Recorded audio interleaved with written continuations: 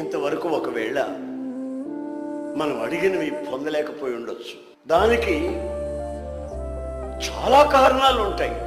ఎన్ని కారణాలు ఉన్నా ఎందుకో మన మీద ఒక దృష్టిని ఆయన నిలుపుకొని, నా పిల్లలు ఇక మీదనైనా ఫలిస్తామా లేదా అని అనుమానాలతో ఉన్నారు కనుక వాళ్ళు ఫలిస్తారని, అడిగింది తప్పనిసరిగా నా తండ్రి ఇస్తాడని నేను వాళ్ళని ధైర్యపరచక తప్పదు.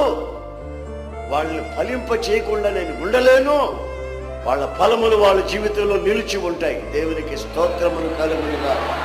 Praise the Lord. మాట ఇచ్చిన వాడు యథార్థవంతుడు. మనిషి కాదు, రాజకీయ నాయకుడు కాదు, మనం ప్రేమించే స్నేహితులు కాదు, మన ప్రియులు కాదు, ఆత్మీయులు కాదు.